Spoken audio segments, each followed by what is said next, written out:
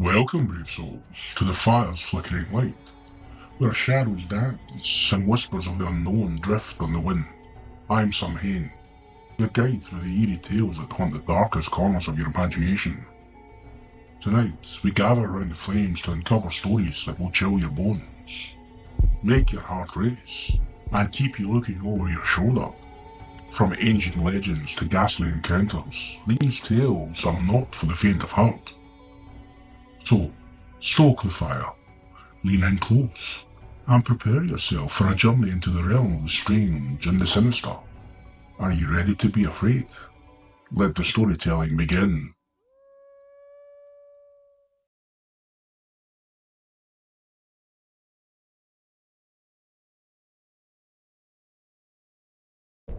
The wind howled, tugging at the old stones and heather that surrounded the isolated cabin. A cold mist clung to the air, creeping in through the cracks of the wooden walls.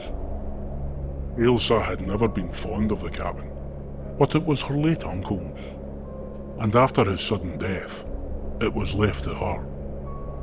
2 nights there to clear it out, she thought. What could go wrong?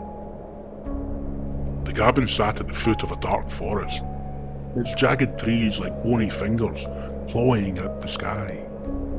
Inside, it smelled of damp wood and dust, the walls lined with hunting trophies and old photographs whose subjects stared blankly through yellowed glass.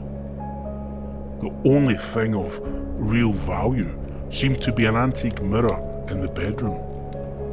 The mirror was massive, framed in weathered oak that had darkened with age. Its surface was polished, but there was something strange about it. The glass was too clean, too clear, as though it had never known the dust that coated the rest of the cabin. Ailsa felt drawn to it, though a coldness seemed to radiate from the reflection, as though the mirror held a chill of its own. As she unpacked, the wind outside grew more intensive, rattling the windows. It was a kind of night that felt alive, as if the land itself was restless. The fire crackled in the hearth, but the warmth didn't reach her. A cold dread settled deep in her chest. Something about the cabin felt off. That night, as Ailsa prepared for bed, she stood before the mirror, brushing her hair. Her reflection stared back, but it wasn't quite right. There was something subtly wrong. Like the shadows in the room didn't fall the same way inside the mirror. She tilted her head, narrowing her eyes at the reflection. It smiled. Ailsa froze. Her mouth hadn't moved. The figure in the mirror grinned at her, teeth white and gleaming, lips curling upward in a grotesque, slow stretch. She took a step back. The reflection didn't. A gust of wind slammed against the cabin, and the fire flickered, casting long, twisting shadows across the walls. The figure in the mirror took a step forward, its eyes darkening, its face twisting into something unrecognizable, something hungry. Ailsa stumbled, knocking into the nightstand. She blinked, heart hammering in her chest. And when she looked back at the mirror, her reflection was normal again. She was still standing there, staring back at herself, pale and trembling, but the dread didn't leave her.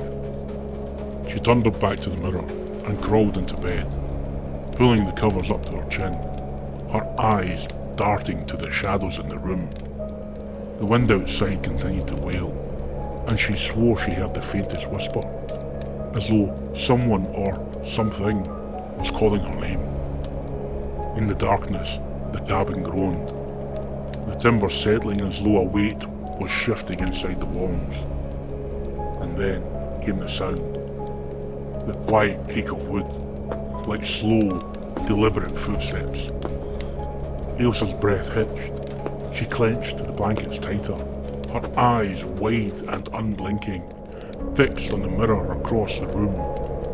It was too dark to see, but she felt something watching her, and the cold haze crawling up her spine. Suddenly the mirror cracked. A jagged line split the glass. But Ailsa didn't move, she couldn't. The wind outside stopped abruptly, and the cabin was plunged into an eerie, suffocating silence. Then, from the shattered glass, she heard it. A low, rasping voice. "You're mine now." The crack in the mirror widened, and Ailsa felt a presence behind her, the weight of something ancient and malicious filling the room. She tried to scream, but no sound escaped her lips. And in the last flicker of firelight, her reflection stepped out of the mirror. It slowly took Ailsa's hand, its icy fingers gripping her with a strength that belied its ghostly appearance.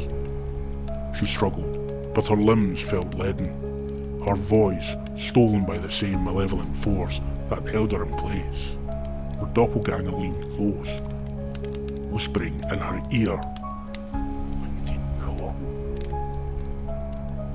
In a final desperate act, Ailsa closed her eyes, hoping it would all vanish if she couldn't see it. But instead, she felt herself pulled forward, as if into a freezing pool. She gasped, her vision spinning until, with a sickening lurch, she was inside the mirror, staring out. From her prison, she watched in horror as her reflection, no longer a reflection at all, turned away with a satisfied grin. It walked to the bed, slipped under the covers, and with one last triumphant glance in her direction, closed its eyes. Outside the glass, the room was still, and no one would ever know that the real Ailsa was trapped, doomed to watch forever from the other side, waiting for the next unlucky soul who'd become her replacement. Thank you for joining me tonight, but before you go, check your own reflection. Are you really alone? Remember, mirrors are more than just glass. They might be windows, watching you, waiting. If you're brave enough, come back for more tales of terror. And if you're very brave, maybe light a candle and look deep into your own reflection. Just be careful who you see staring back. Until next time, sleep well, if you can. Have a happy Halloween.